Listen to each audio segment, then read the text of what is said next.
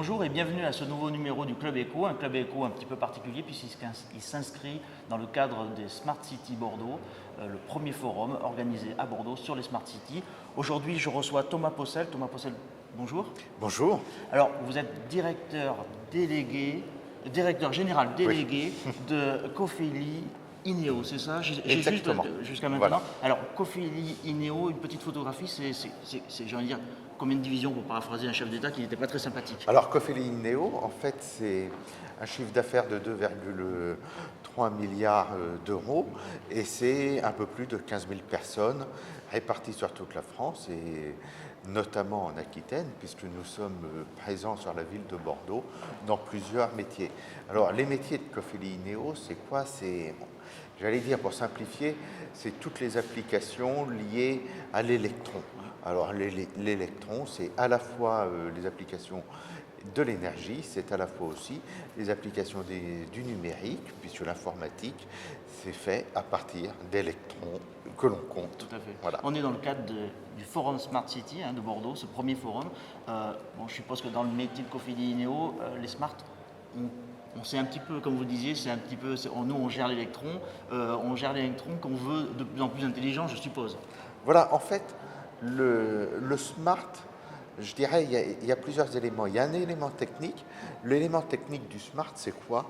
C'est la rencontre des technologies numériques, de l'informatique et de la communication, avec effectivement quand même d'autres métiers. Alors, il y a la smart énergie, ça c'est avec les métiers de l'énergie, mais on peut parler de la smart mobilité, on peut parler de la smart sécurité, et puis d'une manière générale, la smart city, c'est la rencontre finalement du numérique vis-à-vis de la ville, mais surtout vis-à-vis du citoyen.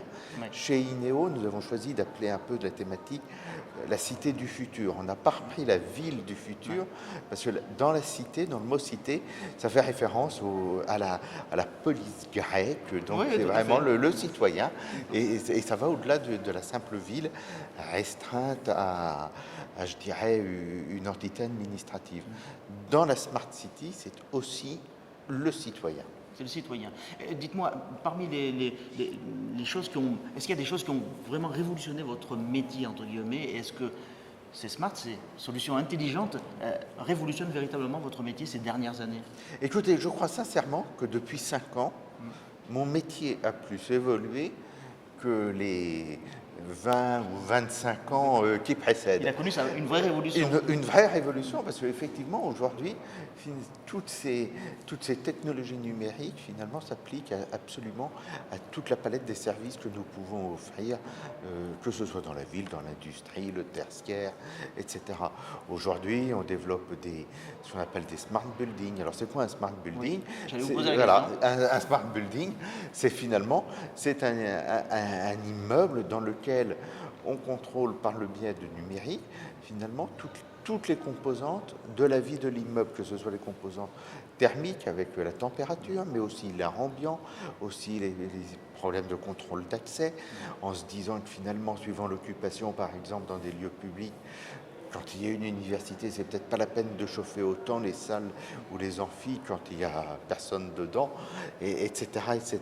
Donc, vous voyez, c'est finalement toute une gestion fine des espaces et qui est, encore une fois, mis à la disposition finalement de l'usager, du citoyen, du consommateur, suivant l'étiquette que l'on peut prendre à ces moments-là.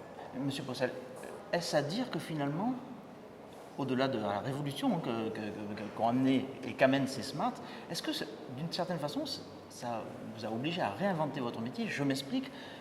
Effectivement, vous travaillez sur l'électron, et notamment la fourniture d'électrons, mais sauf qu'aujourd'hui, on travaille sur une fourniture intelligente, c'est-à-dire qu'on travaille sur parfois pas de fourniture ou moins de fourniture.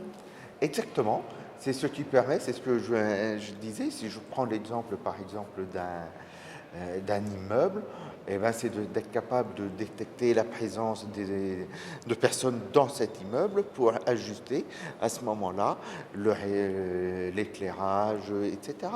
Par exemple, aujourd'hui, c'est dans l'éclairage urbain, l'éclairage d'une rue, c'est prendre en compte l'éclairage intérieur des vitrines qui finalement éclairent la rue Bien sûr. aussi. Donc il n'y a peut-être pas besoin d'éclairer autant, Bien sûr. etc. Donc ce sont toutes ces technologies qui sont nouvelles. En termes de mobilité, c'est de donner en temps réel, finalement, à l'usager, au citoyen que vous êtes, finalement, la disponibilité de tous les moyens de transport et de vous aider à optimiser votre temps de transport d'un endroit à l'autre. Ça vous a obligé à inventer un nouveau modèle économique aussi, je suppose. Alors, le modèle économique de la Smart City, c'est un modèle qui sera un modèle de partage. On le voit bien dans certaines applications qui peuvent défrayer la C'est chronique. vrai. Je ne citerai pas de nom. Pensez à certains compteurs, par exemple, mais... Non, mais dont je, on ne sait pas. oui, ou même dans le transport. Oui, c'est vrai. Je ne citerai Oui, pas, oui, tout à fait. je citerai pas de nom, mais où l'on voit bien finalement que c'est aussi redonner un rôle d'acteur, encore une fois, au citoyen. Le citoyen, il devient complètement maître de lui-même. Dans le transport, c'est le développement du covoiturage, etc. Dernière question, Thomas Poissel. Vous voyagez beaucoup, vous benchmarkez, comme on dit forcément. Allez, on est à Bordeaux, c'est le Forum Smart City. Est-ce que la France est dans les locomotives ou est un wagon des technologies smart? Vous voyagez dans le monde, je suppose que vous avez une petite idée là-dessus.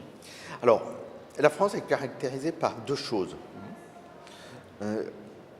D'abord, la France est un pays, vous le savez, ancien. Oui. Donc, Outre-Atlantique, on nous le dit, on nous voilà. le reproche même. Oui, on l'a dit parfois, Oui. mais qu'est-ce que je veux dire par là? C'est qu'une Smart City, finalement nouvelle, c'est peut-être plus facile à réaliser que de... À partir d'une page blanche, vous voulez dire, c'est plus facile. C'est sans doute, oui. c'est sans Ouais, doute plus sans doute, facile, ouais. parce que nous, on hérite d'une villes de patrimoine, architecture, bien en sûr, particulier à Bordeaux. On va pas se plaindre On est dans un bâtiment du 18e, hein. voilà, de bénéficier de tels bâtiments, etc. Mais donc, on a déjà un substrat. C'est différent. Un pays comme la Chine construit je ne sais combien de villes à l'année, et puis ce pas des petites villes, hein, Oui. mais ils partent de rien.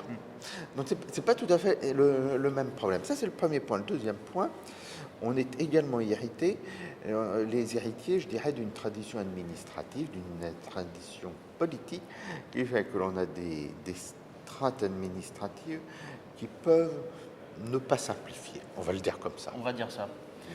Thomas Poissel, je vous remercie. Merci d'avoir participé à ce Club Éco.